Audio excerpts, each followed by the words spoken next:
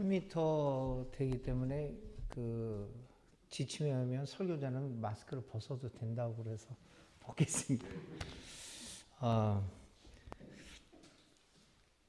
찬양이 너무 좋아서 가끔 가다가는 좋은 찬양을 들으면 그 감동을 깨트리고 싶지 않아서 말씀 나누는 거를 말로 하는 거를 그만둬야 된다라는 생각도 많이 갖습니다. 오랜 목회 생활 속에서 이런 경험들이 가끔은 있는데요. 드물게 있지만 오늘 말씀 나누는 거를 그만뒀으면 하는 생각이 들 정도로 굉장히 감격스러웠습니다. 감사합니다.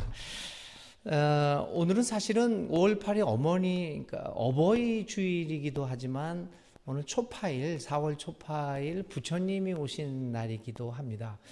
그래서 사실 이 불교나 이웃 종교에 대해서도 기독교가 과의 관계 속에서 말씀을 전하는 것도 굉장히 중요하지만 오늘은 또 어버이 주일이어서 교회력으로 어버이 주일을 기념해서 이제 말씀을 나누려고 합니다. 그렇지만 오늘 부처님 오신 날이기 때문에 불자 여러분들에게 또 축하의 인사를 전하면서 오늘의 말씀을 나누도록 하겠습니다. 스포츠맨십이라는 말이 있죠. 운동하는 사람들이 정정당당하게 승부를 가리는 정신을 말하곤 합니다.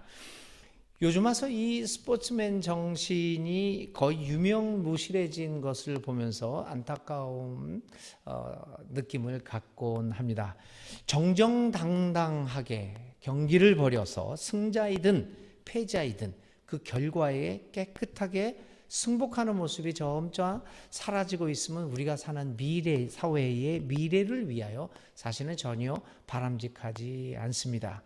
이 삶에 있어서 스포츠맨십의 회복은 정정당당하게 그 결과를 승복하는 이 정신의 회복은 매우 중요하다고 생각을 합니다.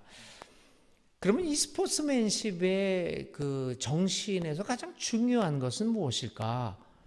이런 것들은 여러분들은 어떻게 생각하고 계시는지요? 저는 운동을 참 좋아합니다. 그 중에서도 제일 좋아하는 거는 축구입니다. 제가 젊었을 때 축구를 하다가 발목도 부러진 적도 있고 상당히 부상도 많이 있고 잘하지는 못하지만 열심히 하고 좋아하는 편입니다. 근데 이 축구 말고 여러 운동들을 좋아하는데 그 중에서도 이제 골프라고 하는 그 골프가 아마추어의 골프가 스포츠맨 정신을 잘 드러내고 있는 운동이 아닌가 이런 생각도 합니다. 그것은 다름 아닌 공정성을 넘어서는 공평성을 기반으로 운동을 하기 때문이라고 봅니다. 스포츠맨십의 가장 기본적인 원리는 공정을 넘어서 공평하게 경기를 한다는 것입니다. 그것이 골프에서 아마추어 골프에서 채택하고 있는 핸디캡 제도이지요. 어느 한쪽이 유리한 조건이나 불리한 조건 혹은 조건을 전혀 고려하지 않는 경기는 공평하지 않습니다. 공정할 수는 있겠지만 공평하지는 않습니다. 무조건 똑같은 조건에서 경기하는 것이 공평한 것은 아닙니다. 그래서 기울어진 운동장이라는 표현이 이러한 상황을 빗대어 말하고 있는 것이 아니겠습니까? 조건을 공평하게 만들어 경기하는 것이 어떻게 보면 진정한 의미의 공평이 아니겠습니까? 골프의 핸디캡 제도는 골프를 잘 못하는 사람, 초보자와 잘하는 사람, 숙련자들이 함께 치러 나갔을 때 못하는 사람에게 미리 따고 가는 점수를 주는 것 아니겠습니까? 그런 것들은 바둑에서도 마찬가지로 나타납니다. 물론 아마추어 바둑이지만 이 바둑에서도 몇 점 먼저 깔고 하는 경우가 많습니다. 그렇습니다, 여러분. 골프의 핸디캡 제도나 바둑에서 몇 점 깔고 시작하는 것이나 이런 것들은 한 사람의 불리한 조건을 인정하고 그만큼 배려를 아끼지 않는다는 의미입니다. 그런 배려를 한 후에 경기를 펼칩니다. 그래서 저는 바둑과 골프가 이 공평성에 기반을 둔 스포츠맨십을 가장 잘 실천하는 운동이라고 생각하기도 합니다. 물론 제가 잘 알지 못하고 있는 운동 중에서도 이 골프나 바둑보다 이 정신을 더 잘 실천하는 경기도 있을 것입니다. 그래서 우리 삶 속에서 이 같은 핸디캡의 정신이 제대로 실천될 수 있다면 세상이 얼마나 달라질까 하는 상상을 해봅니다. 그러면서 핸디캡이 인정되고 핸디캡이 배려되는 사회를 꿈꾸어 보기도 합니다. 아까도 말씀드린 것처럼 오늘은 교회력으로 어버이 주일로 지키는 날입니다. 그런데 어버이 주일 말씀 증거를 느닷없이 골프와 바둑 이야기로 시작하는 것 어찌 보면 생뚱맞지 않습니까? 어버이 주일에 갑자기 핸디캡에 대하여 이야기하는 것도 부자연스럽기는 마찬가지입니다. 저는 오랜 생활을 목사 생활을 해서 우리 교회에서는 많으면 한 달에 2번, 또 정상적으로는 또 한 달에 1번 정도 말씀을 전해서 말씀의 기회, 그렇게 말씀을 준비하는 기회가 많지는 않습니다. 그런데 일반 교회에서는 1년 12달 52주 다 이제 독점적으로 이렇게 말씀을 전합니다. 말씀 증거하고 말씀 준비하는 게 참 어렵습니다. 그런데 그 말씀 증언 중에서 제일 어려운 것 중에 하나가 절기 설교입니다. 매년 돌아오는 교회력의 절기, 부활이다, 고난이다, 어버이다, 무슨 이 일상적으로 돌아오는 교회력 절기는 물론 말씀 증거를 위한 주제가 분명하기 때문에 그 주제를 달리 준비하지 않아도 되기 때문에 그런 의미에서는 좋습니다. 어버이 주일에는 어버이에 대해서 얘기하고 부활 주일에는 부활에 대해서 얘기하고 주제가 딱 정해 있으니까 좋습니다. 그러나 매년 똑같은 사람을 상대로 똑같은 주제로 말씀을 준비하는 것은 얼마간은 괜찮지만 세월이 길어지면 문제는 복잡해집니다. 너무나도 익숙한 주제이다 보니까 내용이 빈곤해지기 마련입니다.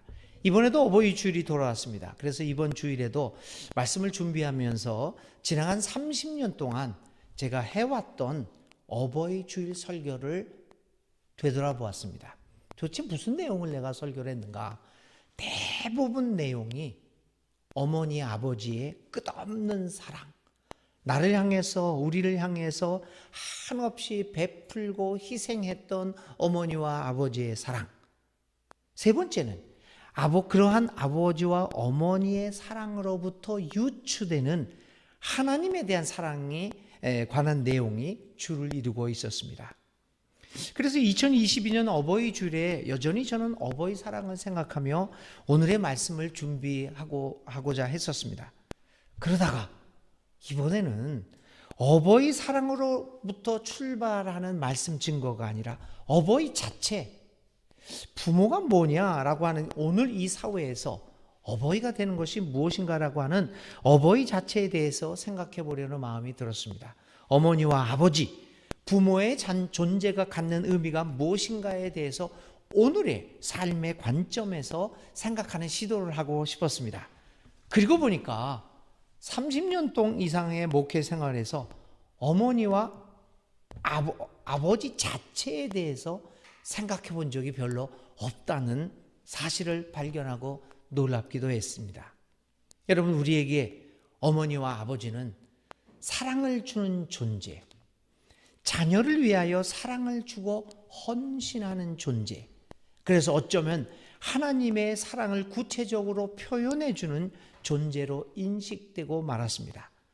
헌신과 희생이라는 측면에서만 어머니와 아버지의 존재를 생각해 왔다는 의미입니다. 이런 노래가 있습니다. 노래 가사가 이렇습니다. 어머니 보고 싶어요.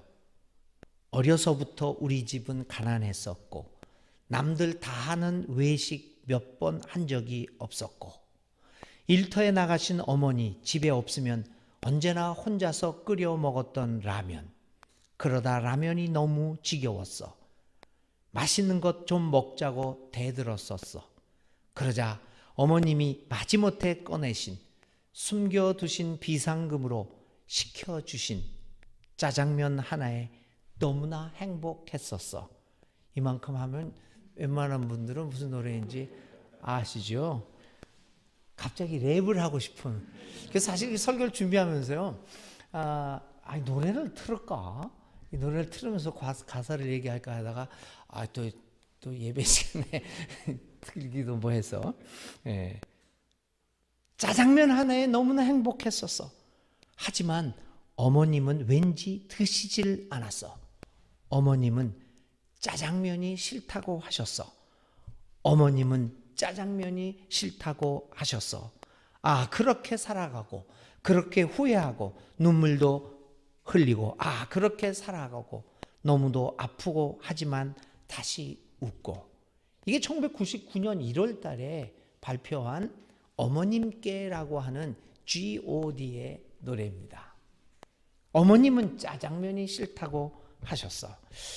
2003년도에 심순덕이라고 하는 분이 이런 시를 발표했어요. 엄마는 그래도 되는 줄 알았습니다. 하루 종일 밭에서 죽어라 힘들게 일해도 엄마는 그래도 되는 줄 알았습니다. 찬밥 한 덩어리로 대충 부뚜막에 앉아 점심을 때워도 엄마는 그래도 되는 줄 알았습니다.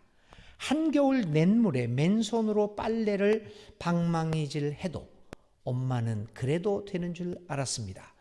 배부르다 생각 없다 식구들 다 먹이고 굶어도 엄마는 그래도 되는 줄 알았습니다.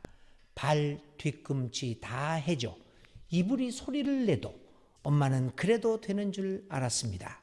손톱이 깎을 수조차 없이 닳고 문드러져도 엄마는 그래도 되는 줄 알았습니다. 아버지가 화내고 자식들이 속 썩여도 전혀 끄떡없는 엄마는 그래도 되는 줄 알았습니다. 외할머니 보고 싶다. 외할머니 보고 싶다. 그것이 그냥 넋두리인 줄만. 한밤중 자다 깨어 방구석에서 한없이 소리 죽여 울던 엄마를 본 후론 엄마는 그러면 안 되는 것이었습니다.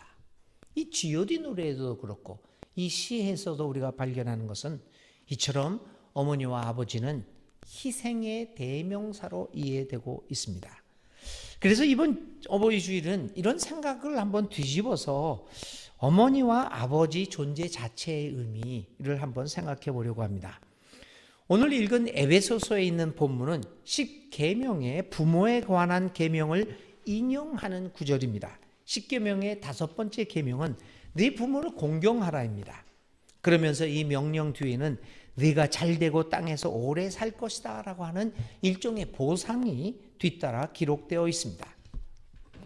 이 제5계명 네 부모를 공경하라 라고 하는 이 보상의 약속은 매우 구체적인 것으로 나타나고 있습니다. 요약하면 부모를 공경하는 명령을 잘 지키면 우리가 하나님이 우리에게 허락하신 이 땅 위에서 오래 산다는 것입니다. 신명기에서는 5장 16절에서는 복을 받겠다고 말합니다. 다시 말하면 부모 공경은 우리에게 행복한 삶을 보장해 준다는 것입니다. 근데 이 부모 공경이 무슨 의미입니까? 부모에 대한 공경은 부모와 자식 간의 오늘처럼 부모와 자식 간의 세대 차이로 인하여 세대 간의 갈등을 겪고 있는 오늘의 사회에서 어떤 의미로 받아들여져야 합니까? 먼저 우리는 부모를 공경하라고 하는 이 계명이 지금까지 일방적인 측면에서만 다뤄져 왔음을 지적해야 합니다. 부모는 희생의 대명사다라고 하는 측면에와 또 우리 한국교회와 같은 유교적인 문화에 젖어 있는 환경 속에서 이 당시 부모를 공경하라라고 하는 말씀이 선포되었던 사회적 환경을 무시한 채 이러한 우리의 문화 속에서만 윤리적으로만 이해되어 왔음을 지적해야 한다는 것입니다. 우리는 이 계명을 부모에 대한 절대적인 복종과 의무를 강조하는 것으로 해석해 왔습니다. 그래서 이 계명이 어떤 경우에는 부모들을 향한 자녀들의 경제적 의무 강요를 위해서 사용되기도 하였고 또 자녀 편에서는 경제적으로 많은 부담을 느끼기도 만들게 하기도 했습니다. 우리나라 법에는 지금 없어졌는지는 모르겠는데요. 부모 공양의 그 부양의 의무가 적혀 있지 않습니까? 다른 나라에서는 그래 볼 수 없는 법이라고 알고 있는데요. 그래서 이제 이 그 공경을 어떻게 보면 윤리적으로 도덕적으로 의무화 함으로써 많은 사람들에게 요즘과 같은 젊은 사람들에게는 부담을 느끼게 만드는, 그래서 본질적인 의미를 상실한 채 의무로만 남게 되는 그러한 상황에 이르기까지도 합니다. 그리고 어떤 경우에는 억지로 시행하는 계명, 즉 성경의 기록대로 내가 잘 살고 장수하는 복을 받기 위해서 이행해야 하는 전제적인 조건처럼 생각하기도 했습니다. 이러한 것들은 사실상 제5계명을 너무 윤리적인 차원에서만 해석해 온 결과입니다. 그러면 어떻게 구약의 배경에서 이 부모를 공경하라는 것을 해석하고 오늘의 상황에 적용할 수 있을까요? 여러분, 먼저 우리가 기억해야 될 것은 구약에서의 부모는 자녀의 아버지와 어머니라는 차원을 넘어서 인생의 마지막 단계를 거치고 있는 사람들, 그리고 현재는 생산 능력과 그에 대한 경제 능력, 소비 능력을 상실한 계층을 통틀어 말하고 있음을 기억해야 합니다. 구약에서의 부모는 오늘의 사회가 존재할 수 있도록 자신의 삶을 바쳤고 모든 정성과 힘을 다 쏟은 사람을 말하고 있습니다. 따라서 이제는 더 이상 쓸 힘이 없는 사람들입니다. 부모를 공경하라고 하는 이 계명은 이러한 사람들에 대한 존경을 요구하고 있습니다. 본 계명이 말하고 있는 것은 맹목적인 복종이 아닙니다. 인생의 모든 힘을 쏟아놓은 사람들에 대한 진정한 마음으로부터 우러나오는 존경의 태도입니다. 그래서 저는 어버이 주일에 생각하고자 하는 것은 이 같은 부모님들과 지난 세대들에 대한 존경의 마음입니다. 의무를 넘어서는, 경제적 부담을 넘어서는 존경의 마음입니다. 구약의 세계에서도 마찬가지였지만 오늘의 사회는 세대 간의 갈등이 큰 사회적 문제로 등장하고 있습니다. 이제 인생의 말년을 보내는 세대들과 현 사회의 중추적인 역할을 하는 세대, 그리고 미래의 주인공으로서 이 역사를 만들어가야 하는 청년 세대들, 미래 세대들 간의 이 세대 간 갈등은 심각한 수준에 도달하고 있습니다. 오늘 한국 사회에서 세대 간의 대화는 완벽하게 단절되어 있음을 볼 수 있습니다. 여러분들이 차를 많이 타고 다니시는지 지하철을 많이 타고 다니시는지 잘 모르겠지만은요, 저는 지하철을 많이 타고 다닙니다. 주로 1시간 좀 넘게 매일 지하철로 출퇴근을 합니다. 이 지하철을 출퇴근하면서 느끼는 것 중에 하나가, 다른 나라에서 느끼지 못하는 것 중에 하나가요, 한국 사회에서는 이 지하철에서 옛 세대와 젊은 세대 간의 갈등이 굉장히 잘 드러나고 있는 삶의 현장입니다. 여러분, 지하철 타고 다니면서 싸움하는 것들 많이 보셨는가요? 대부분의 싸움이 노인들과 20대 청년들 간의 싸움입니다. 얼마 전 어떤 20대 여자가 핸드폰으로 어떤 60대 아저씨의 머리를 쳐서 그거 사건이 됐던 거 있잖아요. 그거 비일비재합니다. 이 지하철에서 보면 이 세대 간의 갈등이 참 심각하구나. 싸움이 얼마나 있는지, 아니면 서로 무관심하는 그 모습들을 우리는 너무나 발견하게 됩니다. 소통의 문제가 심각합니다. 그런데 이 소통의 문제는 가치관과 문화의 차이를 넘어서서 일상생활의 언어에서도 나타납니다. 여러분 잘 알고 있는 이 단어 아시죠? 핵노잼 아시죠? 재미없는데 핵같이 그냥 왕창 재미없는 것. 갑분사도 아시나요? 갑자기 그래도 이거 젊은 분들이요. 갑자기 분위기가 싸늘해지는 것. 우리를 보고 어떻게 보면 엄근진이라고 그래요. 엄청 근엄하고 진지하게 보인다. 엄근진. 근데 이런 것 정도는 저도 알고 있었는데 이거 찾다가 보니까 정말 모르는 단어 하나를 발견했어요. 그거는 이 청년 세대의 슬픈 현실도 나타내고 있는 말인데요. 갑통알. 이거 아무도 모르시는 것 같아요, 지금. 갑자기 통장을 보니 알바를 해야겠다는 생각이 든다. 갑통알을. 오늘 청년 세대들이 당하고 있는 여러 가지 아픈 현실을 그대로 나타나고 있죠. 이것을 내가 얘기하고 있는 것은 세대 간의 갈등은 소통 부재는 우리의 가치관이 달라졌다를 넘어서서 언어 자체도 소통이 안 되고 있다는 겁니다. 그뿐만 아닙니다. 세대 간의 갈등은 나이를 넘어 성별 전쟁으로도 진행되고 있습니다. 이번 한국의 대통령 선거의 양상도 그러한 모습을 보였습니다. 소위 이대남에서는 윤석열 후보가, 이대녀에서는 이재명 후보가 우세를 보였습니다. 물론 세대 간 분열도 뚜렷했습니다. 이 현상을 보면 50대 아버지와 20대 아들이, 그리고 60대 아버지와 30대 아들이 서로 갈등하고 남녀가 서로 갈등하는 형국으로 보입니다. 앞으로 한국 사회가 안정을 찾고 올바른 방향으로 발전하기 위해서는 이렇게 다양하게 전개되는 갈등에 대한 해결책들이 강구되어야 할 것입니다. 갈등이 점차 심화되면 오늘 우리의 사회는 큰 혼란을 겪게 될 것이고, 오늘의 말씀처럼 우리들의 장수무강과 행복한 삶의 미래가 위협을 받게 될 것이 틀림없습니다. 이러한 상황에서 오늘의 말씀, 부모를 공경하라. 또 아버지들에게는 내 자녀를 노엽게 하지 말라라고 하는 말씀은 큰 의미를 가지게 됩니다. 그것은 서로 간의 공경의 마음, 존경에 서로 인정하고 존경하는 마음의 강조입니다. 젊은 세대들이 노년 세대들에 대한 존경, 그리고 노년 세대들은 젊은 세대들에 대한 노여워하지 않는 존경의 마음, 그것이 오늘 성서가 어버이 주일에 우리에게 말해주고 있는 메시지가 아니겠습니까?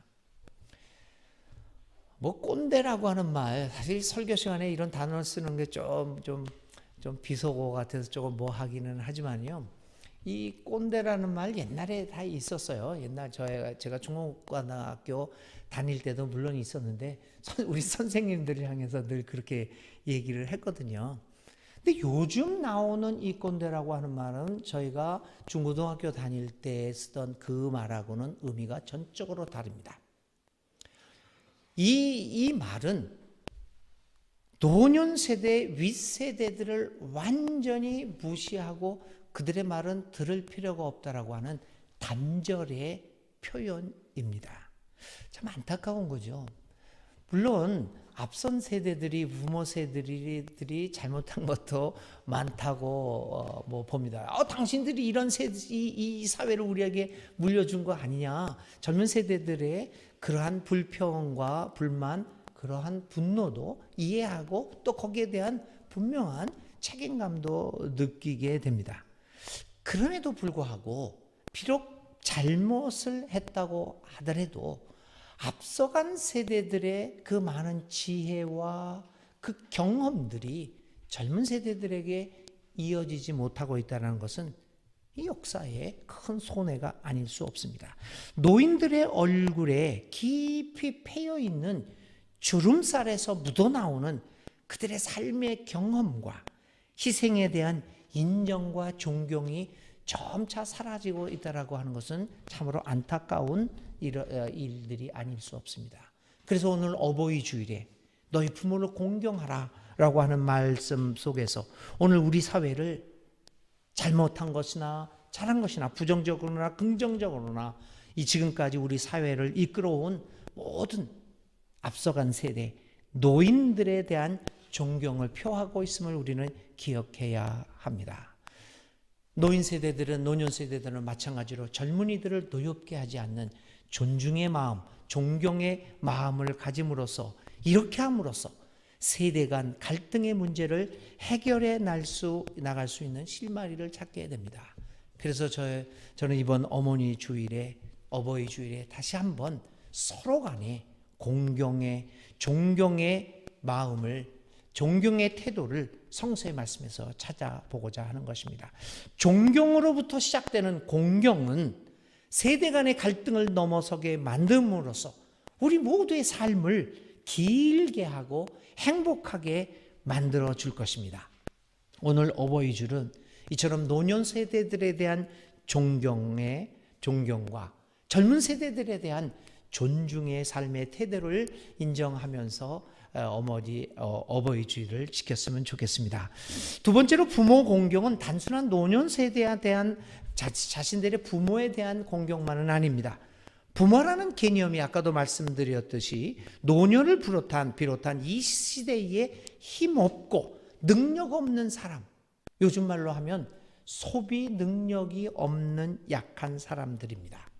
신자유주의 경제 구조는 있는 자와 없는 자의 갈등을 심화시켰습니다. 있는 자와 없는 자의 갈등이 폭발 지경에 와 있습니다. 있는 자와 없는 자의 갈등이 해결되지 않고서는 우리의 사회는 늘 불안하고 언제 무슨 일이 일어날지 모르는 혼란 속에서 살아가게 될 것입니다. 바로 이러한 상황은 이 땅 위에서의 우리의 장수와 우리의 행복한 삶이 지장을 받게 된다는 의미입니다.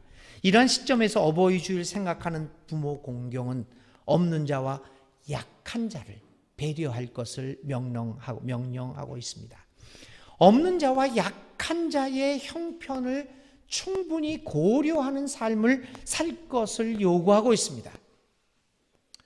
어떤 결정을 내릴 때도 약한 자의 형편이 우선적으로 고려되어야 한다는 것입니다. 그래야만 우리의 삶이 평안해집니다.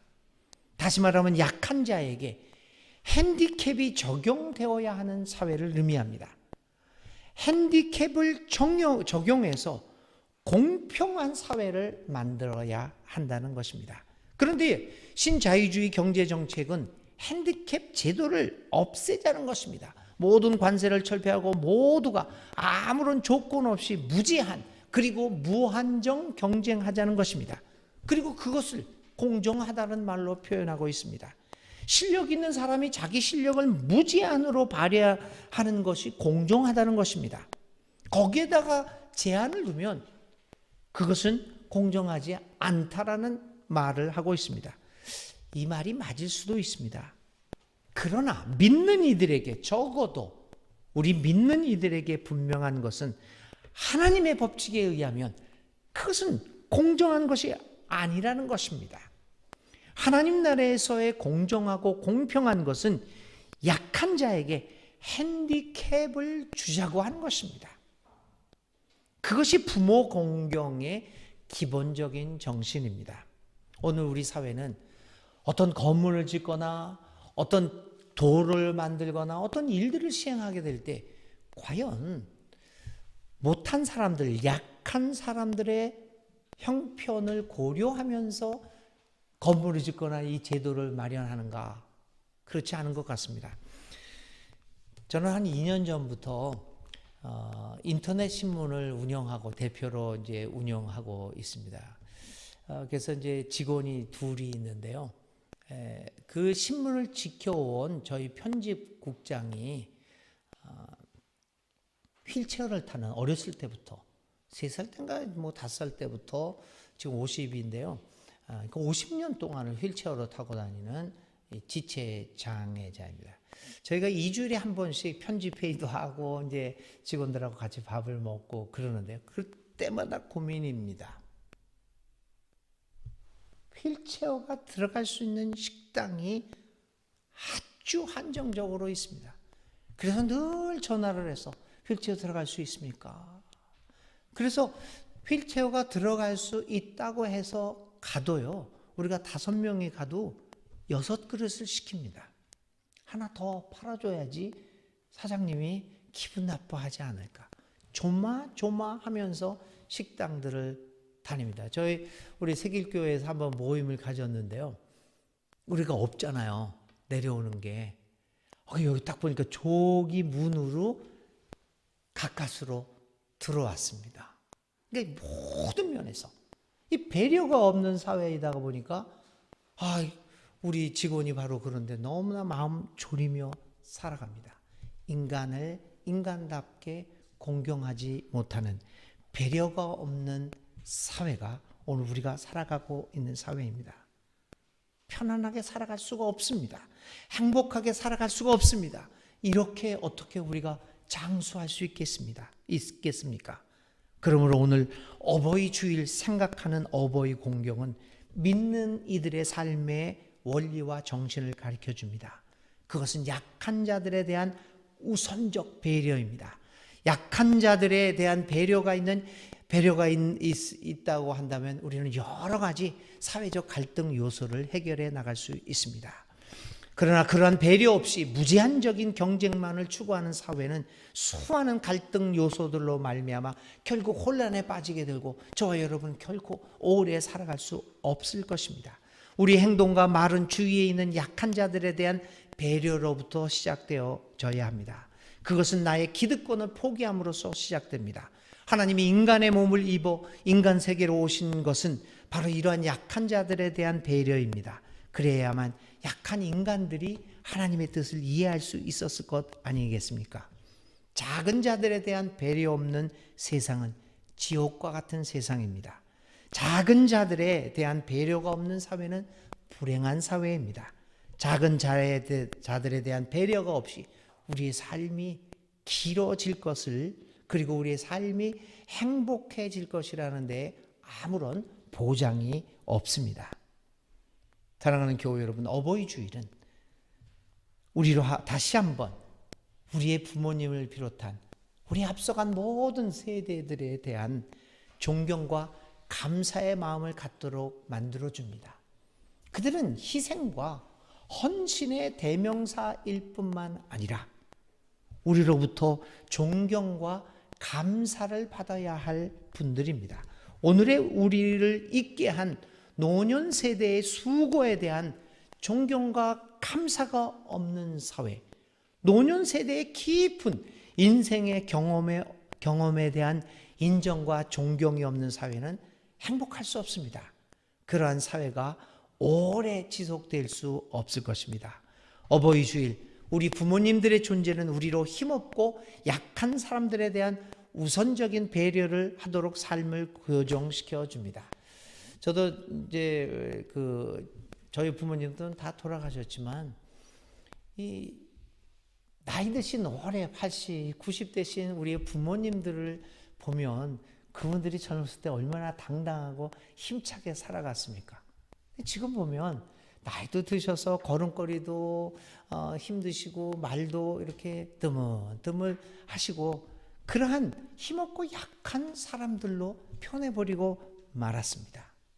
우리 부모님들의 존재가 그렇습니다. 이러한 힘없고 약한 사람들에 대한 우선적인 배려를 할 수 있을 때, 그렇게 우리가 부모를 공경하면 우리의 삶이 길어질 뿐만 아니라 행복한 삶이 보장됩니다.